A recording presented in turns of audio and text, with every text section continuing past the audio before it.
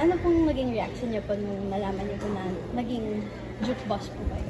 Excited ako nung sinabihin ako. Actually, yung kaibigan ko, si Willie Revilla, may nagsabi sa akin, yan, in-recommend kita dito sa Singaling na isang one of the juke bosses. Sabi ko, thankful kasi for a long time, hindi naman ako nakakapag-judge sa mga singing contest sa TV. And since Singaling is, alam mo naman yan, kilalang kilala ng mga tao, sabi ko, excited ako to be part of this singing contest.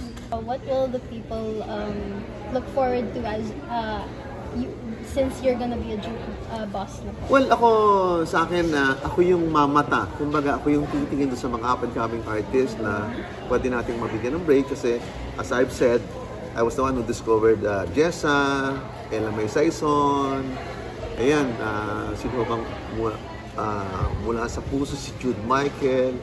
So marami akong, yung mga artists na gano'n, meron akong pakiramdam na pag nadinig ko, pwedeng tulungan at pwede natin bigyan ng magandang material and who knows, yun ang mag-iba sa buhay niya bilang artist. Regularly, ako may ginagawa naman ako kasi I am a songwriter and record producer, so may mga regular ako na mga indie projects na yung mga nag-reach out sa akin na gusto magpasulat ng kanta. Kaya baka gusto niyo magpasulat ng kanta, baka gusto niyo maging recording artist, message nyo lang po yung sa messenger sa Facebook, Benny Saturno, and pag-usapan po natin if you're interested coming up with your own song, original song, kasi I'm always saying that yung song ang magbibigay sa iyo ng daan para makilala.